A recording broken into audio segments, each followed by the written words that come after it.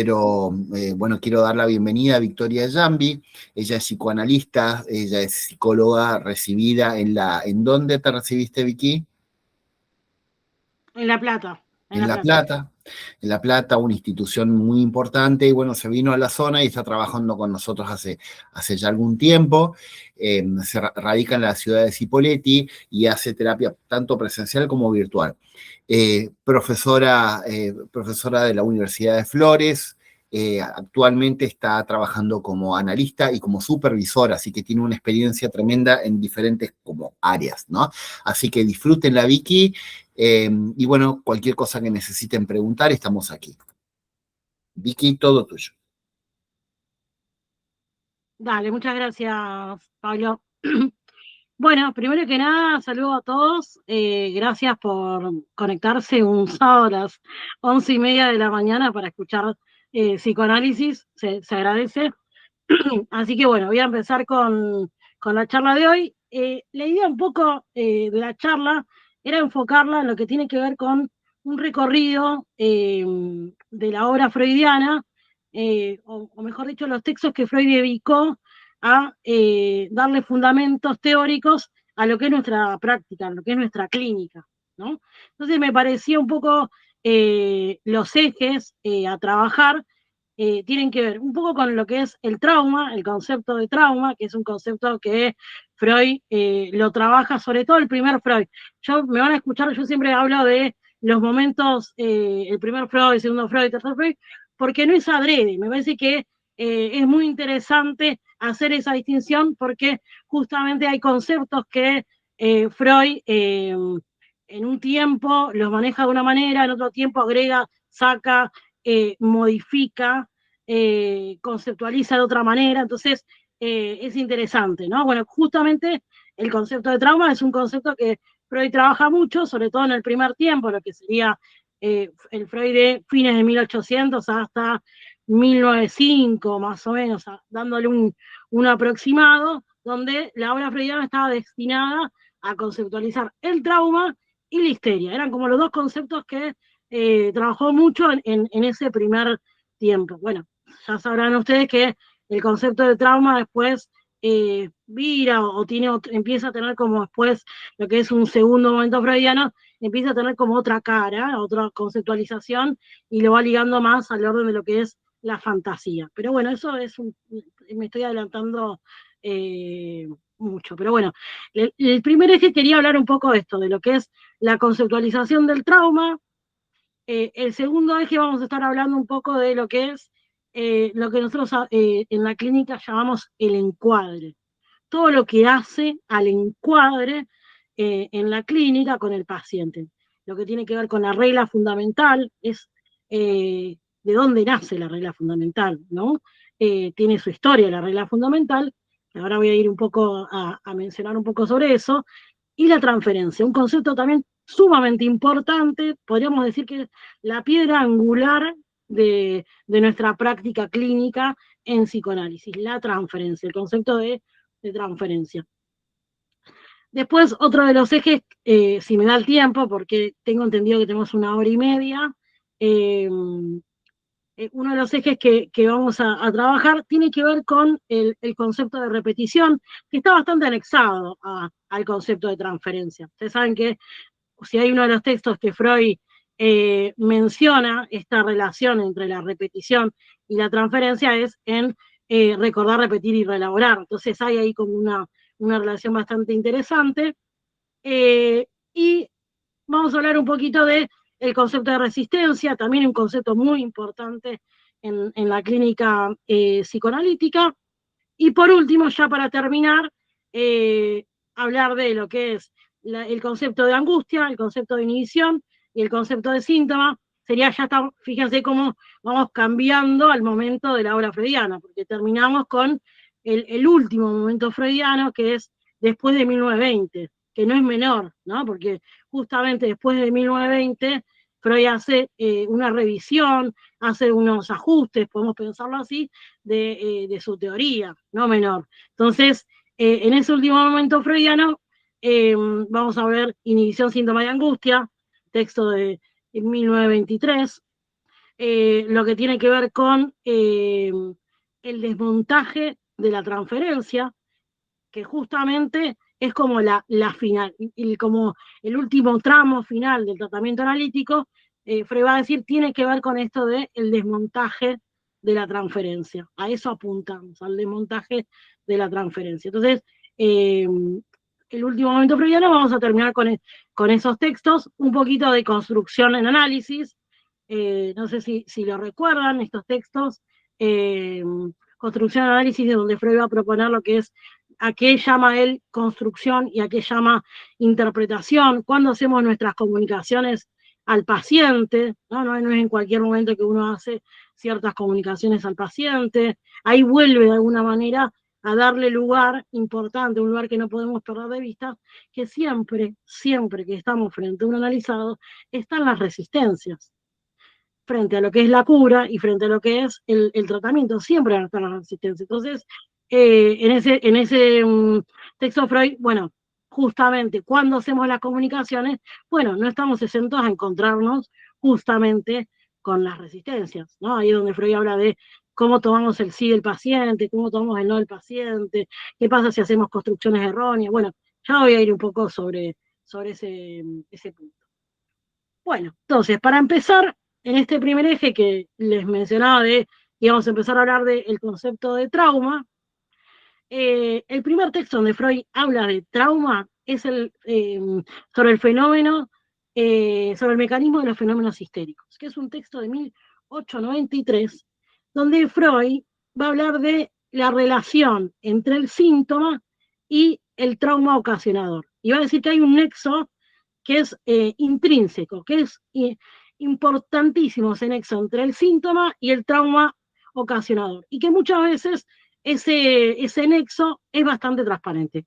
Muchas otras no, pero generalmente es bastante transparente, ¿no? Pensemos en ese texto Freud da un ejemplo de el obrero, no sé si lo recuerdan, el obrero que estaba trabajando y de pronto lo que ocurre es que se le cae un madero en el hombro, parece como que, bueno, pasa esa situación, se vuelve a su casa, pasan unos días y al tiempo tiene una parálisis. ¿Dónde está la parálisis? En ese hombre, donde había caído, donde se había golpeado con el madero. Ahí pueden ver la relación entre el síntoma histérico, que sería como la parálisis del hombro, y el trauma ocasionador. Eh, yo a mí me gusta mucho volver a refrescar los conceptos. Eh, Recuerden que el trauma, el concepto de trauma, Freud dice que es una vivencia cargada de afecto que no pudo ser abraccionado, o sí pudo ser abraccionado, pero no lo hizo de manera completa. Entonces, el afecto sofocado es lo que produce el síntoma, va a decir Freud. Entonces, bueno, por eso es un ejemplo para que vean el nexo entre el síntoma histérico y el trauma ocasionado. Después, otra de las cosas interesantes que dice Freud en este texto tiene que ver con, y esto me parece interesante porque muchas veces se escucha en la clínica, bueno, tampoco me pasaron tantas cosas para tener estos traumas, ¿no? Es algo que a veces se escuchan en los pacientes, o no fue tan traumático, pero bueno, ¿no? Y como si tuviera que haber un gran hecho que generó un gran trauma. A veces sí, pero otras veces Freud va a decir en este texto que no, que en lugar de un gran trauma, lo que a veces sucede es que hay como traumas parciales, ocurren traumas parciales y que se agrupan, estos traumas parciales se agrupan por asociación, y que la suma de todos esos traumas parciales generan el efecto traumático. Y que eso lo que produce es, va a decir Freud, como un historial de padecimiento. Y acá otra cosa importante es, Freud va a hablar de el concepto del trauma en dos tiempos. Va a decir que hay un primer tiempo y un segundo tiempo. El primer tiempo ocurre una vivencia en la infancia, va a decir Freud. Esa vivencia deja una huella anémica, esa huella anémica está cargada de un afecto, porque no pudo ser abraccionado o no fue completamente, pero queda como si yo le dijera como durmiente. Entonces aparece un segundo tiempo, va a decir Freud, donde un acontecimiento posterior en la vida adulta funciona como detonante. Entonces se le da un nuevo sentido, una resignificación, activando lo que estaba reprimido y produciendo el trauma. Yo me gustaría traer algunos ejemplos de mi clínica, pero un poco como le comentaba Pablo, al ser esto grabado y que después va a ir a YouTube y hay como mucha viralización, como que voy a dar ejemplos más de Freud, una cuestión de esto, el secreto profesional, porque yo podría, acá todos los que estamos conectados, todos podemos resguardar el secreto profesional, pero no sabemos, Internet y la viralización escapa de ese control. Entonces, por eso voy a tratar de usar ejemplos más de Freud. Pero bueno, lo podemos ver en Dora. Si quieren les traigo el ejemplo de Dora. Cuando, cuando Dora, el señor K, no sé si recuerdan, le da el beso en la escena del lago, bueno, esa escena del lago revive una primera escena. ¿Recuerdan la primera escena donde el señor K, no sé si se acuerdan la escena del almacén, donde el señor K como que medio que echa a los trabajadores del almacén para quedarse solo con Dora y la aprisiona para sí, ¿no? Y aparece ahí como un primer intento. Bueno, la escena del lago como que revive esa primera escena. Y hago un paréntesis, recordemos que este primer Freud va a hablar de la histeria y va a centrar la conceptualización de la histeria y va a hablar de la neurosis, y la etiología de la neurosis está volcada en lo que es el vivenciar sexual y accidental. Eso también como para tenerlo en cuenta. Freud va a decir que los síntomas histéricos desaparecían enseguida, sin retornar, cuando se consigue despertar, dice, con plena luminosidad, un recuerdo del proceso ocasionador. Esto refiere ustedes recuerdan que Freud, el Freud de fines de 1800, en un primer momento estamos hablando de un Freud que hacía hipnosis, sugestión poshipnótica, ¿no? O que método catártico, se preguntaba cuándo había sido la primera vez que habían ocurrido los síntomas. Eso apunta cuando dice el proceso ocasionador. Entonces Freud lo que está diciendo en este texto es que una vez que el paciente podía hablar eh, o podía traer ese recuerdo del proceso ocasionador, convocando al mismo tiempo el afecto, es decir, cuando el paciente podía describir ese proceso más detallado y expresaba en palabras el afecto, lograba digamos, que el síntoma desapareciera sin retornar. Es decir, ¿qué va a decir Freud? Un recordar que no está acompañado de un afecto va a decir, es ineficiente, es ineficaz. O sea, lo interesante es esto, es que el recordar venga también expresado con ese afecto, o sea, que pueda ser abraccionado ese afecto. Y esto un poco Freud, no sé si lo tenía en mente, pero lo va a retomar un poquito más en el texto este que veníamos hablando de repetir, recordar y relaborar. Va a volver a mencionar un poco esto de con respecto al recordar el afecto y bueno, y qué sucede con eso. Y algo interesante que también trae Freud en este primer Freud, está bueno porque generalmente nos quedamos, los psicoanalistas o los estudiantes de psicología, generalmente nos quedamos con la reacción, ¿no? Como que la única manera que tenemos de tramitar es la reacción. Y Freud va a decir en este primer momento que no es la única manera que tenemos de tramitar. O con la que disponemos en el mecanismo psíquico. Freud acá habla de mecanismo psíquico normal. Ustedes recuerden que el concepto de normal, de sanidad en Freud, es un concepto bastante complejo, ¿no? Porque constantemente lo normal y lo patológico Freud lo va a estar poniendo como en la misma línea. Tiene que ver, ustedes piensen que lo patológico en Freud está más apuntado a que pueden ser momentos. ¿A qué refiero con momentos? La idea de sanidad o de normalidad en una persona es utópica, hasta el mismo Freud lo va a proponer, es algo que es utópico. Podemos tener periodos, va a decir Freud, eh, periodos con menos cantidad de síntomas o menos capacidad. Hago una aclaración. Freud apunta a lo patológico como cuando se ve afectada la capacidad de disfrute o se ve afectada la capacidad de producir o cuando se ve afectada la capacidad de amar. Esas tres vertientes, va a decir Freud. Bueno, se pueden ver más o menos afectadas o hay momentos donde hay menos afectación, pero el concepto de sanidad o de cura es irreal. Por eso cuando alguien dice, está todo bien, la vida está todo... Y medio raro que esté todo bien, ¿no? Y acá, perdón que me adelanto unos cuantos años atrás, pero me parece interesante marcar esto. El que esté todo bien es medio complicado, porque pensemos cuando Freud habla en el yo y el ello, miren a dónde lo llevé, me adelanté un poquito, pero me parece interesante justo en este momento.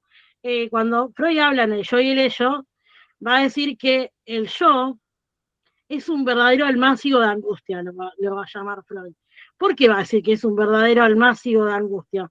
Porque el pobre yo tiene que lidiar con las exigencias del super yo, del ello y del mundo exterior.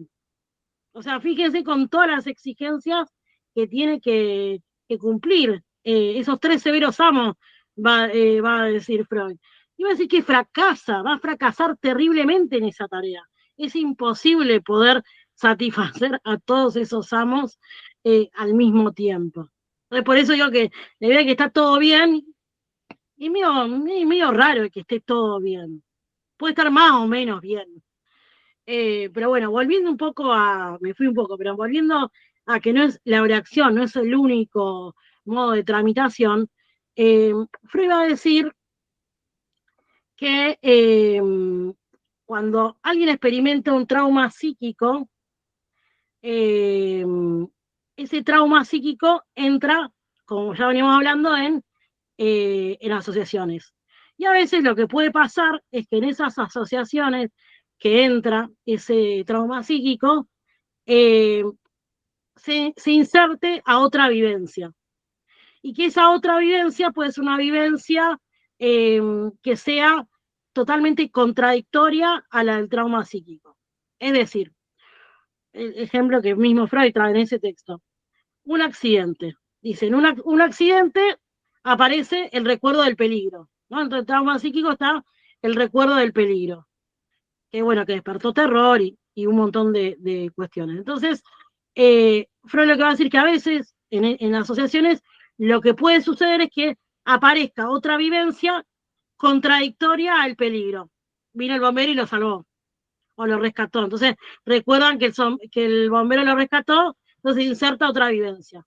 Esto es muy interesante y acá, yo no sé si todos los que están viendo son psicoanalistas, pero eh, esto podríamos pensar, me sonrío porque eh, podríamos pensar el psicoanálisis en muchas corrientes que hoy conocemos, sobre todo las de la nueva ola.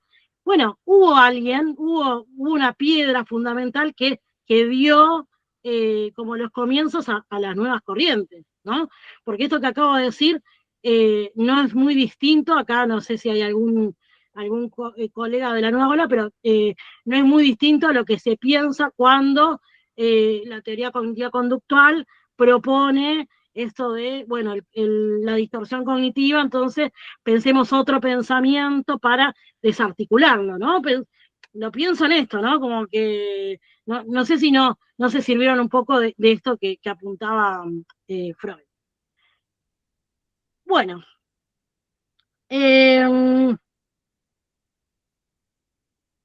es interesante pasando a otro texto que se llama Sobre la psicoterapia de la histeria, otro texto donde Freud habla de los síntomas histéricos, donde empieza a hablar de cuáles son nuestras finalidades en la clínica.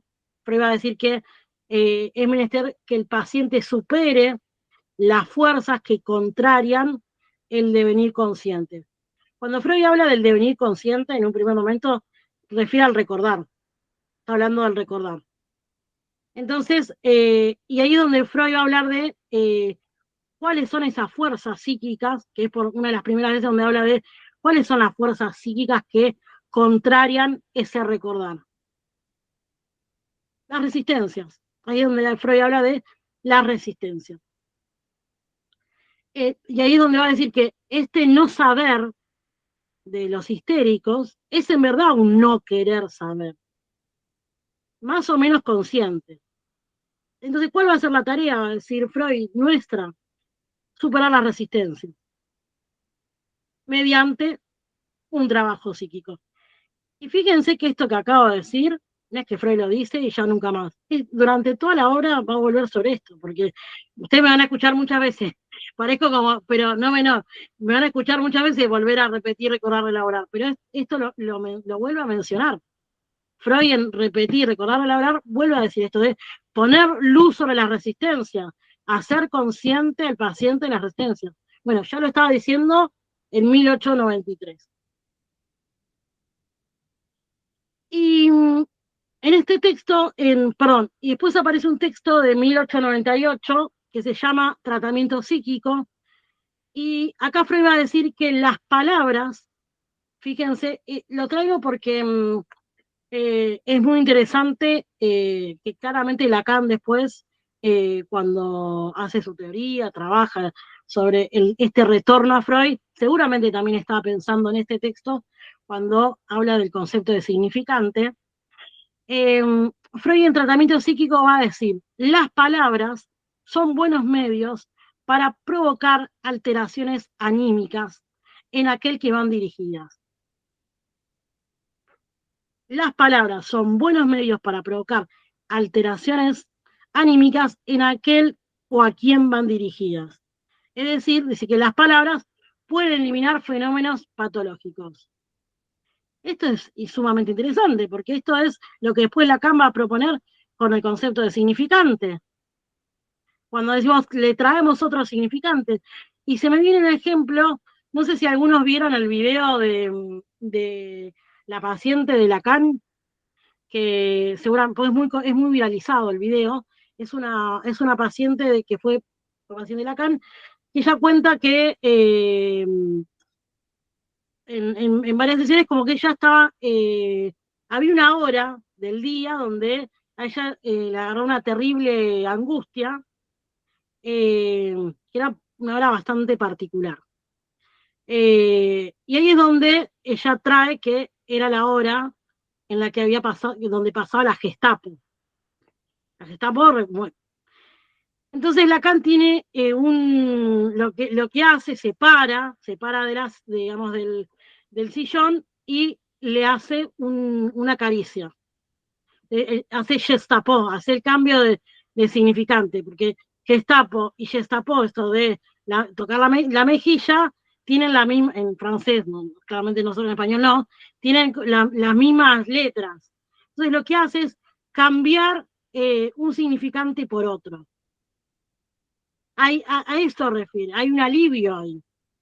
Entonces, a esto apunto con que Lacan claramente cuando pensaba en el concepto significante estaba pensando, entre otros textos freudianos, en esto, que las palabras son buenos medios para provocar alteraciones anímicas. Es decir, que la palabra puede eliminar fenómenos patológicos. ¿Cómo venimos hasta acá? ¿Bien? Bueno, Quiero entonces, recalcar que en cualquier momento pueden levantar la mano y hacer preguntas, ¿sí? Aprovechen, pregunten, porque por ahí uno sigue y a veces perder el hilo no está bueno. Así que pregunten, por favor. dale, gracias. Sí, Sí, tenemos una pregunta de Sofía. dale, Sofía, Sofi. Sí, más que nada como que me llamó la atención esto de que sería raro de que un paciente dijera que todo está bien en su vida. así lo entendí yo. Como que sí o sí siempre hay como que mantener un equilibrio en la vida personal, ¿no? De tener la capacidad de, bueno, afrontar las problemáticas para que esté todo bien, entre comillas. ¿A eso se refiere? Yo apuntaba que es imposible el que esté todo bien. Todo bien es complejo porque si bien uno puede, a ver, tomo un poco lo que decís, Sofi, si bien uno puede de alguna manera, bueno, tener la capacidad de producir, es decir, trabajar, la capacidad de más o menos mantener los lazos sociales, la capacidad de disfrute, que lo puedo mantener más o menos, pero fíjate que digo más o menos a lo que apuntaba es que en algún punto es imposible para el yo responder a todas estas exigencias, porque siempre ustedes piensen que el super yo, el ello, son todas exigencias pulsionales y es muy difícil poder satisfacer a todas estas instancias o a todos estos severos amos como los propone Freud. Yo siempre a mis alumnos les hacía un ejemplo. Eh, ustedes piensen en, no sé, lo voy a poner lo pongo a Pablo de ejemplo que lo veo acá en la cámara. Pensemos en Pablo, no, pensemos en Pablo en que el lunes tiene que atender un paciente a las 7 de la mañana, ¿no? Y el domingo uno de sus mejores amigos festeja el cumpleaños y a su vez Pablo estuvo toda la semana ocupado con el colegio, no vio a la esposa, no vio a los hijos. Bueno, entonces Pablo quiere ir al cumpleaños, ¿no? Quiere ir al cumpleaños del amigo. Entonces Pablo podría tener varios caminos, ¿no? Uno de los caminos es que Pablo dice, bueno, voy el domingo al cumpleaños de mi amigo, me la doy en la pera y ya fue. Bueno, ahí Pablo estaría satisfaciendo el ello súper chocho.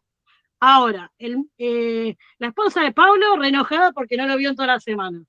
Entonces ya ahí el mundo exterior no está satisfecho.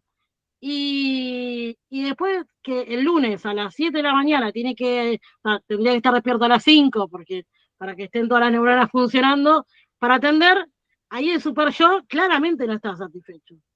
Pongamos que Pablo tiene otro camino. Pablo dice, bueno, voy al cumpleaños de mi amigo, pero bueno, voy hasta las 10. ¿No? Bueno, entonces de alguna manera el mundo exterior queda satisfecho hasta ahí.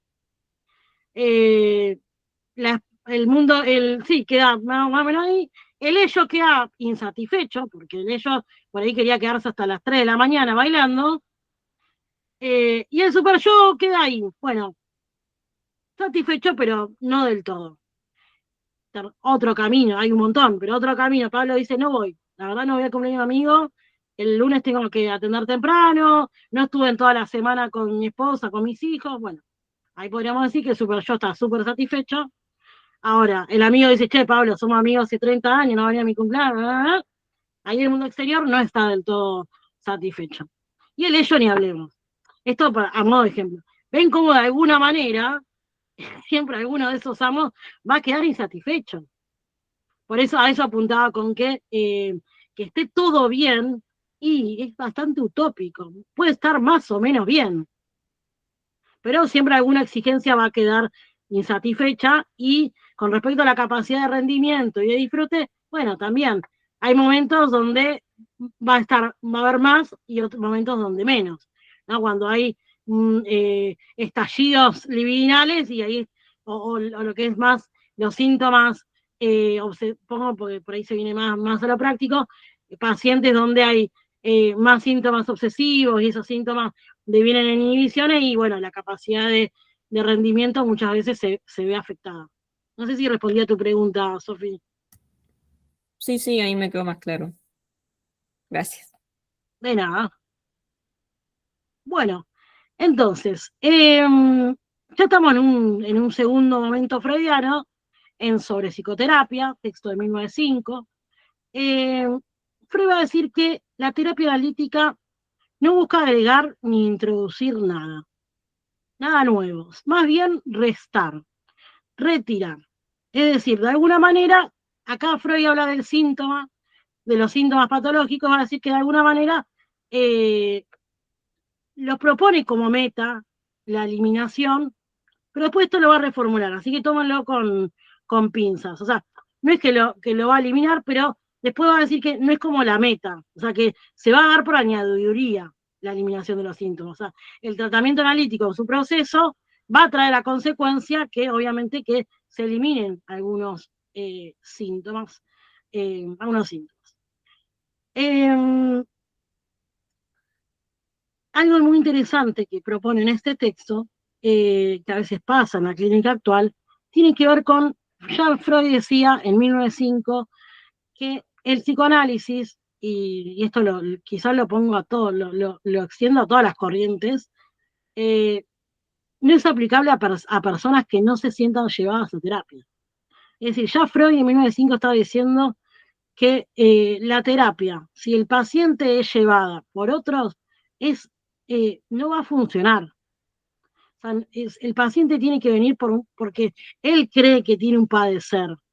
De hecho, Miller también vuelve eso después en otro texto sobre esto. O sea que ya Freud en 1905 estaba diciendo que no es aplicable la terapia para aquellas personas que no se sientan llevadas a terapia por su padecer, sino que son llevadas porque te lo dijo tu mujer, tu marido, los padres. Obviamente, bueno, después veremos con respecto a las adolescencias, pero eh, esto es lo que después Lacan retoma con respecto a la demanda. Sin demanda no hay análisis posible. Muchas veces pasa que a veces nos escriben, busco un turno para mi hijo. ¿Cuánto tiene? 25 años, ¿no? Una cosa es que tenga 13, que sea menor de edad, ¿no? No, bueno, busco un turno para mi marido. Y capaz que el marido ni quería, o la esposa ni quería empezar análisis. Entonces, obviamente que uno como colega, como psicólogo tiene que cinturear, no, decir, no, yo no, eh, sin demanda no, uno de alguna manera va a cinturear para que, bueno, pásale mi número, ¿no? Y que de alguna manera esa persona, dejar la demanda del lado del paciente. Por eso a veces, yo esto siempre lo digo en mis clases, por eso a veces son tan complejos los casos de pacientes que vienen judicializados, porque ahí la demanda es una demanda que está bastante compleja, porque es más bien, muchas veces, bueno, vení, firmame que no soy violento, ¿no? O solamente quieren el papelito para presentar al juez.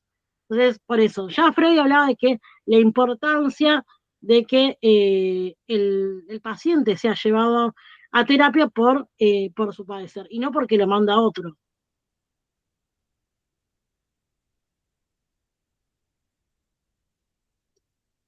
Y después algo que menciona en este texto Freud tiene que ver con qué pasa con esto de hacer consciente lo reprimido, ¿no? Porque a veces Freud va a decir, pareciera como que podríamos producirle un daño al paciente por poner luz sobre lo reprimido, sobre lo inconsciente. Y acá Freud va a decir que hacer consciente lo reprimido no es perjudicial.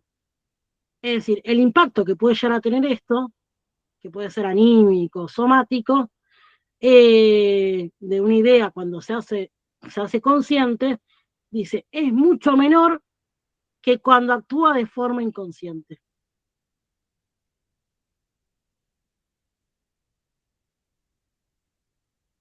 Es interesante esto, ¿no? Se venía el ejemplo, no quiero espolear mucho, pero no sé si vieron la serie Envidiosa. ¿La vieron la serie Envidiosa, la última temporada? Sí, no, la última temporada yo no, pero la primera sí. Bueno, entonces no la voy a spoilear. No la voy a spoilear, pero bueno, después lo dejamos para otra charla. Pero se van a acordar de esta charla. Bueno, entonces continuamos. Ya en 1910, Freud escribe sobre la dinámica de la transferencia. Ahí ya nos metemos de lleno en este segundo eje del concepto importante de la transferencia.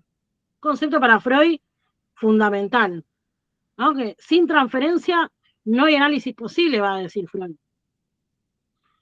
Por eso, en este momento, más sobre todo en este segundo tiempo, antes de 1920, Freud, en su diagnóstico diferencial, diferencia tajantemente, ¿no? Esto, las neurosis narcisistas de las neurosis de transferencia.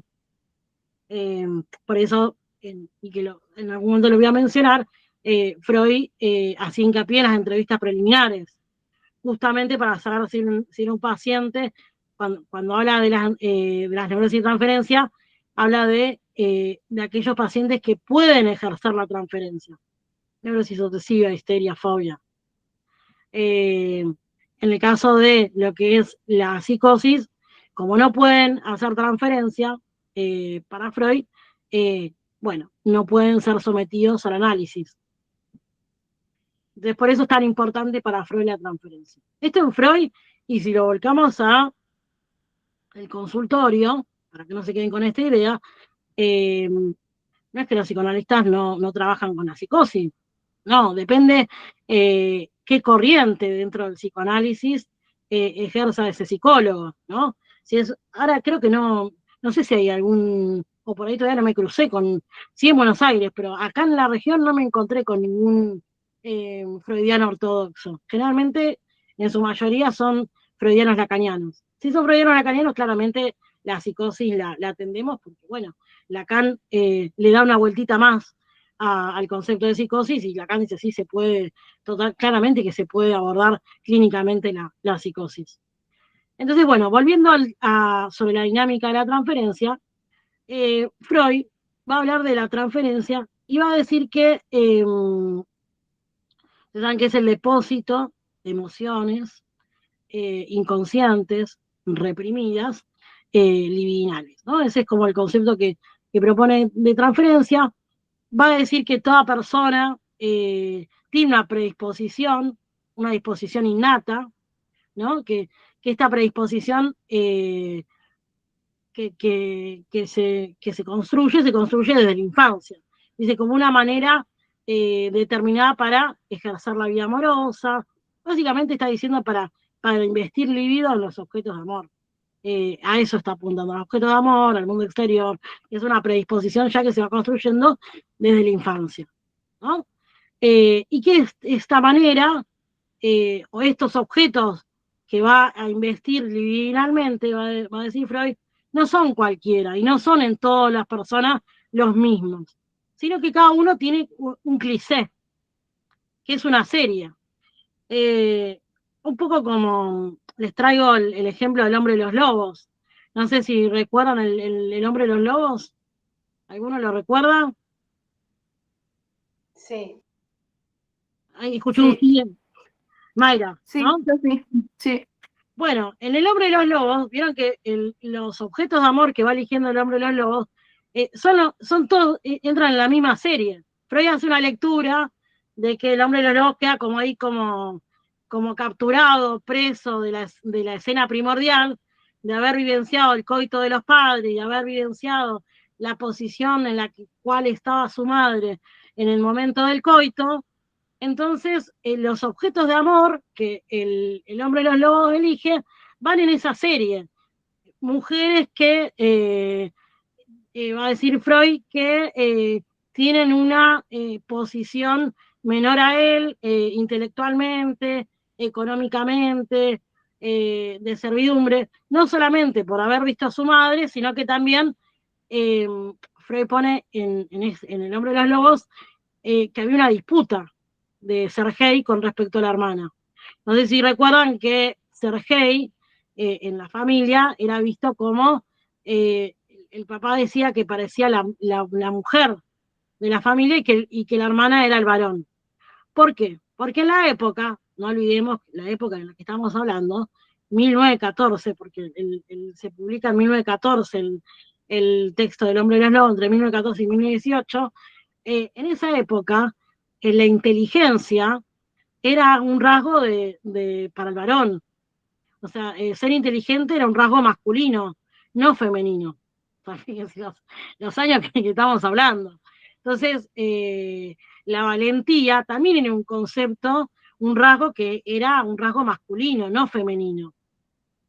Entonces, justamente la hermana del hombre de los lobos tenía estos dos rasgos que parecían de masculino. Entonces, además la hermana del hombre de los lobos, el padre le tenía mucha estima. Constantemente había una competencia con la hermana. Entonces, bueno, también Freud, otra lectura que hace en ese cliché de objetos de amor en los cuales deposita líbido, emociones libinales, va a decir Freud, el hombre de los lobos, sus objetos de amor, van a ser mujeres menos inteligentes, de otra clase social, de otra cultura. Bueno, a eso apunta Freud con esto de este cliché. Y Freud va a decir que si en la vida de una persona este depósito libidinal, de estas emociones inconscientes reprimidas, esté insatisfecho, la persona está destinada a destinar libido constantemente a cada persona nueva que aparezca. Y si encima esa persona que aparece es el médico, genial, dice Freud. Lo que estaría buenísimo es que suceda que ese alivio que quedó disponible, primeramente, remarquen esto, primeramente se inserte en la persona del médico. Acá también voy a hablar un poco esto de hacer de objeto, ¿no? Esto primeramente hacemos como de objeto de donde depositar libinalmente, donde el paciente deposita emociones libinales inconscientes reprimidas sobre la figura del médico. Es necesario que ocurra. Entonces, el médico queda insertado en esa serie psíquica. ¿No? Voy a poner un ejemplo muy burdo, pero piensen en alguien que tiene algunas cuestiones con el dinero, ¿no? Entonces, le cuesta, no sé, le cuesta gastar para sí misma, ¿no? Gasta en todo el mundo, pero en sí misma le cuesta un montón, ¿no? Y con nosotros tiene lo mismo. Podemos pensar que el espacio analítico es un espacio para esa persona, ¿no? Entonces, se demora en el pago o no paga, ¿no? Bueno, ahí es que estamos insertados en esta serie. Y Freud va a hablar de la transferencia positiva y la transferencia negativa, ¿no? Y después va a hablar de la que resulta un obstáculo para el trabajo, ¿no? La transferencia positiva, y podemos tener dos vertientes, va a decir Freud. Tenemos la vertiente que es de sentimientos tiernos, amistosos, que es susceptible de conciencia. Voy a poner un ejemplo también muy, muy básico, pero esto, estaba esperando la sesión, estaba esperando para ver a fulanita, ¿no? Bueno, fulanita seguro sabe qué puedo hacer con esto, ¿no? Las cosas que, bueno, eso podemos decir como la transferencia como de emociones tiernas, amistosas. O, como llama Freud, de metasexual inhibida. También le llama de metasexual inhibida. Pero a veces la transferencia positiva, que es la que resulta un obstáculo para nuestro trabajo, es la transferencia de tipo erótica. La transferencia de tipo erótica, va a decir Freud, es un obstáculo. Y si bien no lo desarrolla en este texto, lo va a desarrollar en otro texto, se los digo por si alguno después le quiere seguir leyendo, sobre puntualizaciones del amor de transferencia. Ahí, igual después voy a hacer una mención, ahí vuelve sobre esto. ¿Por qué es un obstáculo? Y va a decir porque el paciente lo único que, o sea, cuando aparece la transferencia de tipo erótica, el paciente lo único que quiere escuchar es si su demanda de amor es correspondida o no. Entonces va a dejar de asociar, va a dejar de hacer del trabajo analítico.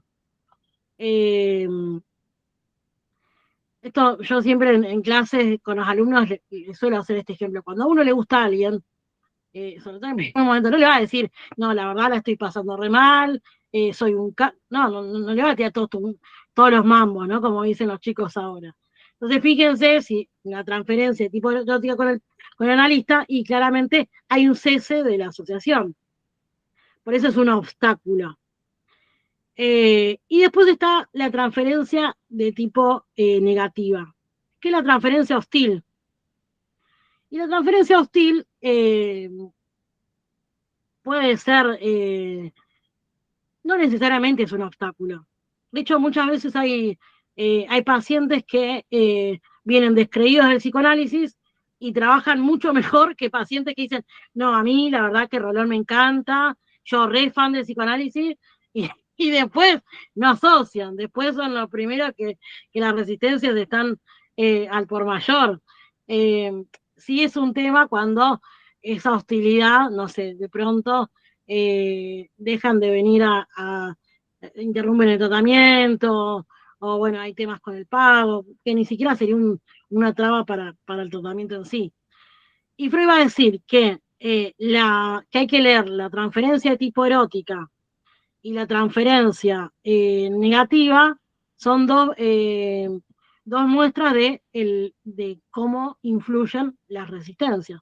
De que en todo tratamiento, va a decir Freud, están las resistencias interactuando. Siempre van a estar interactuando las resistencias en todo tratamiento.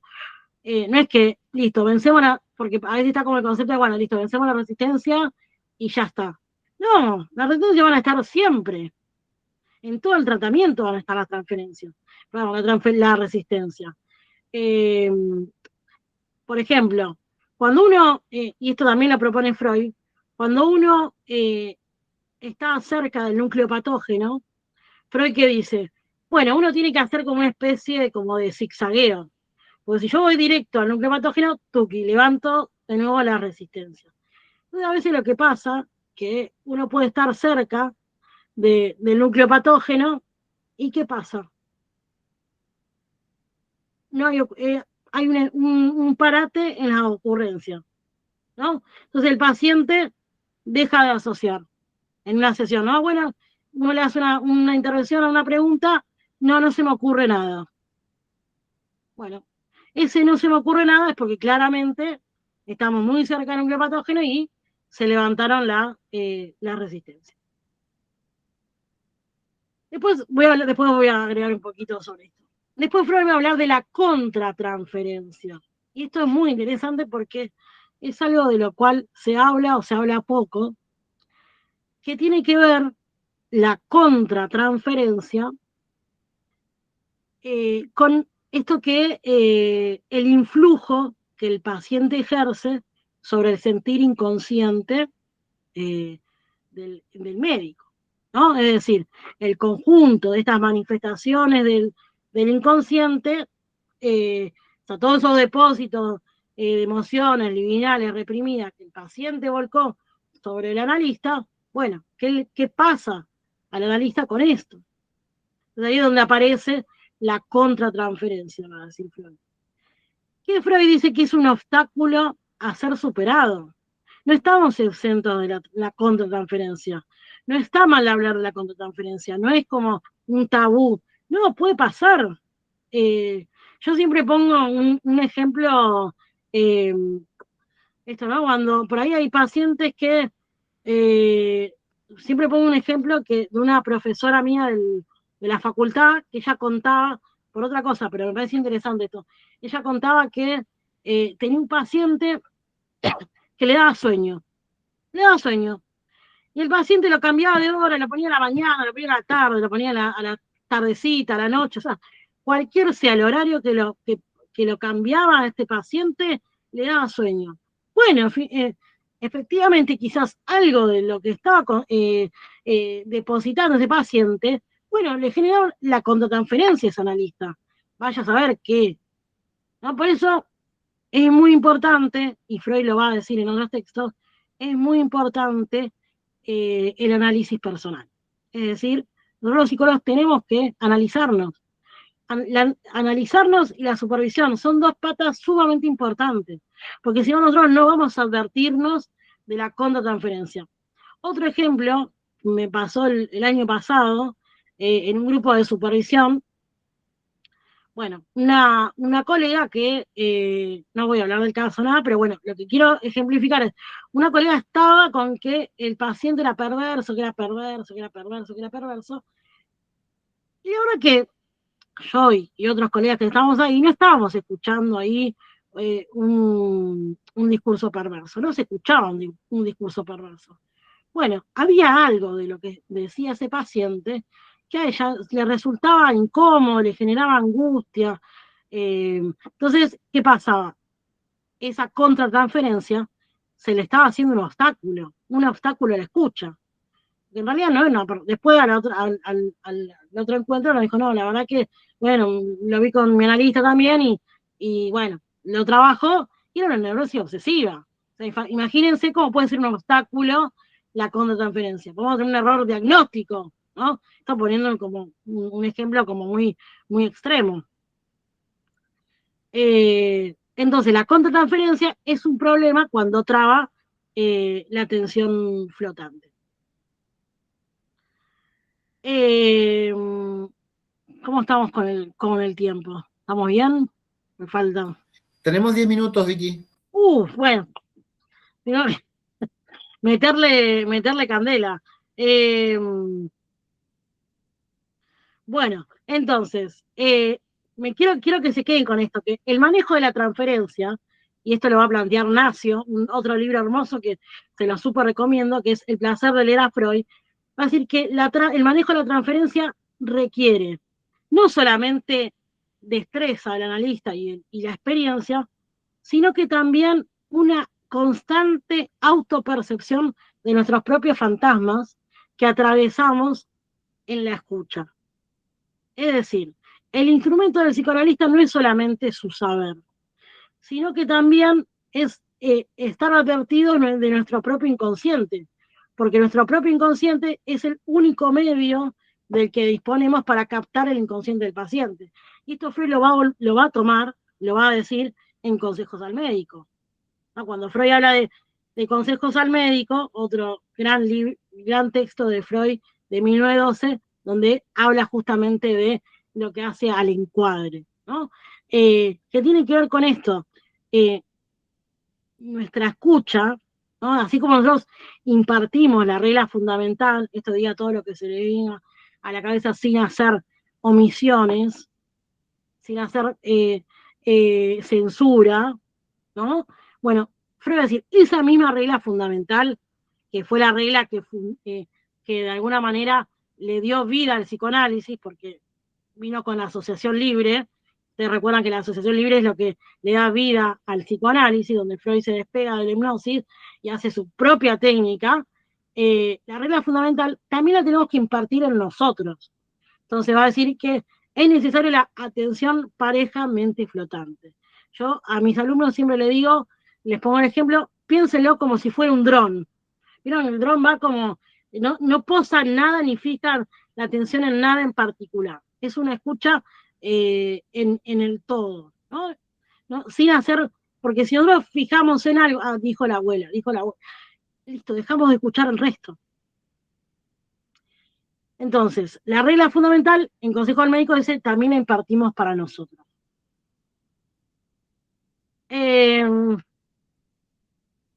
Una de las cosas para ir finalizando también interesantes del Consejo al Médico tiene que ver con la ambición terapéutica, va a decir Freud. Ojo con la ambición terapéutica, ojo con el afán de curar, es decir, con el furor curandis, va a decir Freud, que tiene que ver con esto de que desaparecer los síntomas no tiene que ser el blanco directo del analista, sino que es un resultado indirecto. Tenemos que decir, no, yo tengo que hacer que este paciente se haga cargo de su decisión. No, o no, para mí esta paciente tiene que hacerse responsable de su rol de madre. No tenemos que caer en eso. No, esa sería una ambición terapéutica, va a decir Freud. Nosotros tenemos que, va a decir, el éxito depende de proceder, dice, como procede el azar, dejarnos sorprender por los virajes que van apareciendo de ese paciente. Ustedes piensen que el paciente, el neurótico, va teniendo ciertos virajes, va teniendo distintas elecciones. Con esto no quiere decir que, bueno, listo, no intervenimos, no. Tiene que ver con esto de, si bien la sublimación, por poner un ejemplo, está buenísima, porque las sublimaciones se puede satisfacer en una satisfacción sustitutiva, Freud va a decir, no todos los pacientes tienen la capacidad de sublimar. Es así, ¿no? Es una realidad. Pero no podemos obligar al paciente a que sublime, a que se vea con los amigos, que trabaje porque está buenísimo la función de... No, bueno, dentro de las posibilidades, obviamente, bueno, ver cómo se va, sobre todo va desarmando, quizás pensarlo de alguna manera como la arista o la vertiente de síntomas que tiene la inhibición. Ahí está, o sea, cuando se ve afectada la capacidad de rendimiento, se ve afectada la capacidad de amar, o se ve afectada la capacidad del trabajo, bueno, ahí está el punto, ¿no? Cuando la persona no puede salir de su casa porque tiene miedo, que esto, ¿no? Cuando una neurosis obsesiva está, o una que tiene mucha fobia, entonces no puede salir de su casa, y bueno, sí, ahí sí, quizás ver de qué manera poder trabajar sobre eso, sobre qué significa salir de la casa, bueno, de qué manera se puede restaurar al yo su funcionamiento, ¿no? Porque la inhibición es esto, es una limitación al funcionamiento del yo. Me quedó un montón de cosas para decir, voy a tratar de ir concluyendo, para que no quede ahí como dando vueltas. Yo hablaba de la A ver, Vicky, sí, yo creo que está muy interesante lo que decís y da como para continuarlo en otro momento, así que, a ver, yo creo que cerrá tu idea, pero también dejemos un poco de espacio a las preguntas, y yo creo que es muy interesante como para seguir en una segunda ocasión, ¿no? dale, Cerrá tu idea, Vicky, abrimos espacio a las preguntas. dale. Solamente porque me quedó ahí el último tiempo freudiano, el después de 1920. Recuerden que después de 1920 Freud trae el más allá del principio de placer. Hasta 1920 recuerden que Freud decía que lo que regía el aparato psíquico era el principio de placer. Es decir, tener la menor cantidad de pulsiones por satisfacer, ¿no? Entonces, y que eso era lo que regía el aparato psíquico. 1920, neurosis de guerra, neurosis traumática, ustedes ya saben eso, los sueños de neurosis de guerra, aparece, o la compulsión a las repeticiones, porque el paciente repite situaciones o lugares que le son displacenteros. Bueno, porque así como está el principio de placer, así como hay lo que produce satisfacción para su sistema, puede generar al mismo tiempo displacer para otros sistemas. Son la pulsión de vida y la pulsión de muerte, va a decir Freud, están desde los comienzos de la vida humana, ¿no? Entonces, va a hablar que la neurosis, hay un masoquismo, tanto el masoquismo y el sadismo están en el aparato anímico de los comienzos de la vida. Entonces, muchas veces, ¿cómo lo vemos en la clínica? Con la reacción terapéutica negativa, ¿no? Entonces, el paciente venía re bien, pareciera como encaminado y de repente interrumpe el tratamiento. O de repente empieza a faltar, ¿no? Pareciera que hay una necesidad que se satisface de ser castigado. ¿Cómo se satisface?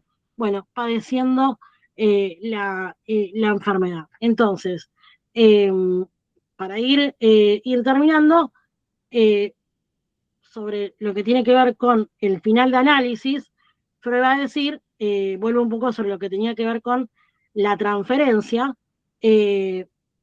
nuestro ideal, o sea, dar un final de análisis es muy difícil.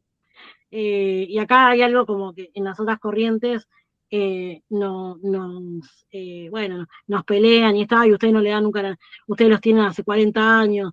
En realidad Freud dice, nosotros los psicoanalistas dejamos al paciente, que el paciente puede darse el alta cuando quiera. El tema, nosotros no le decimos, bueno, acá se terminó el análisis. Nosotros no damos ese final de análisis, pero el paciente puede terminar el análisis cuando quiera, puede darse el alta cuando quiera. Como de alguna manera instamos, como lo pensaba Lacan, a esa responsabilidad subjetiva. Porque para que un análisis esté finalizado, va a decir Freud, primero, o el analista terminó de ahondar, va a decir, en las profundidades del alma del paciente, o el paciente recuperó completamente su capacidad de rendimiento y de disfrute. Bueno, no, o superó sus conflictos internos. Y eso es bastante difícil. Entonces, pero sí va a decir Freud que, y esto con esto termino, la dirección, por pensarlo, la cura va a que el paciente, esa libido, ustedes piensen que la libido estaba volcada sobre el síntoma, ¿no? En un primer momento, toda esa energía libial está volcada en el síntoma. Entonces le resta libido para otras cosas, ¿no? Para los lazos sociales, para el trabajo, para la facultad, para su rendimiento en sí. Entonces, esa libido que está disponible, en un primer momento la vuelca en el analista. Bueno, el fin sería que esa libido pueda restaurarse, que esa libido pueda estar, que se salga, por eso a eso Freud dice desmontar, que pueda restaurar esa libido a la autonomía del paciente, es decir, que el paciente no dependa del analista para tomar decisiones, elecciones, etcétera, etcétera, etcétera. Bueno, mil disculpas que no llegué a hablar de construcción análisis, quedó ahí. Si alguno tiene alguna duda con eso, pregunta lo que quieran. Genial. A ver, se nota que, bueno, es tan apasionante para vos este tema, Vicky, que hay mucho para hablar y mucho para decir, pero bueno, o sea, lamentablemente los tiempos por ahí tienen que ser amigables para todos, porque, a ver, esto podría seguir y seguir y seguir, ¿no? Así que un par de preguntas. Y bueno, me gustaría tener un feedback de parte de ustedes para ver qué dicen, cómo la llevaron a la clase, qué les gustaría preguntar y también alguna sugerencia, por supuesto. Lucía, Hola, estás Lu. muteada, Lucía.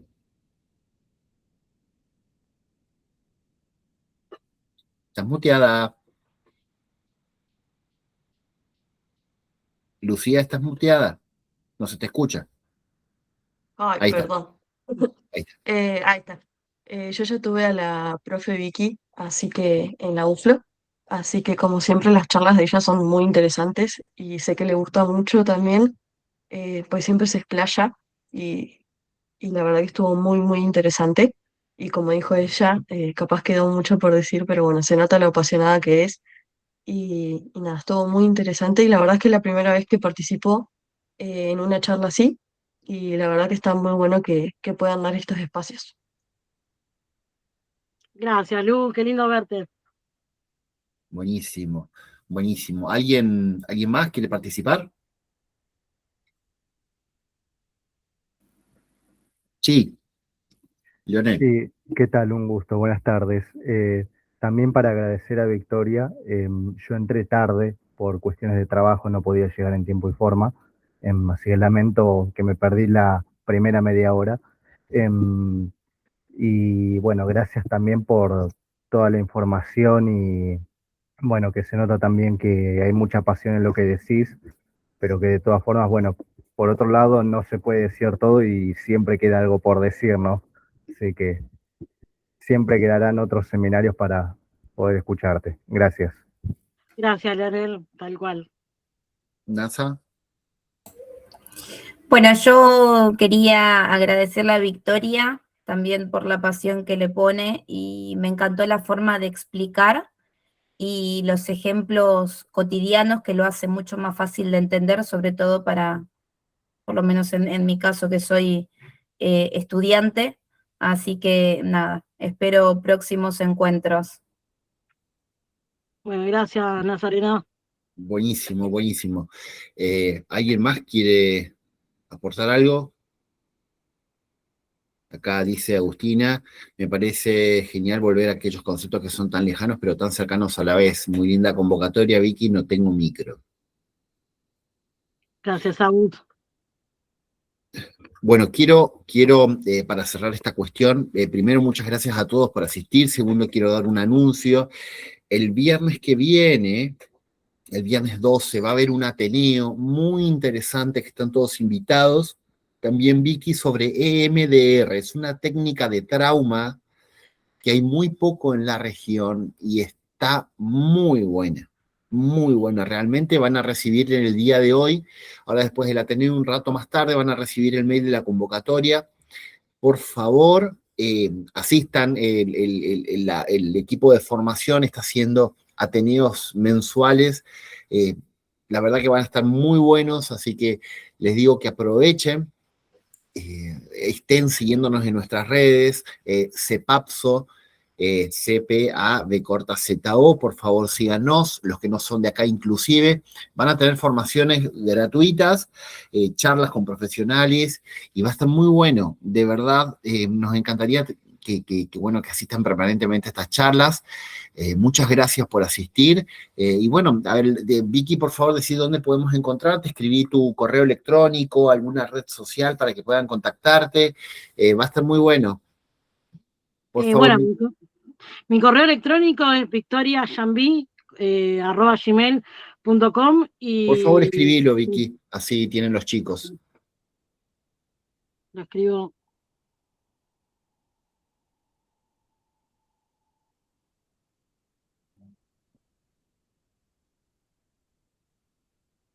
Ahí está. Es I mayúscula la B.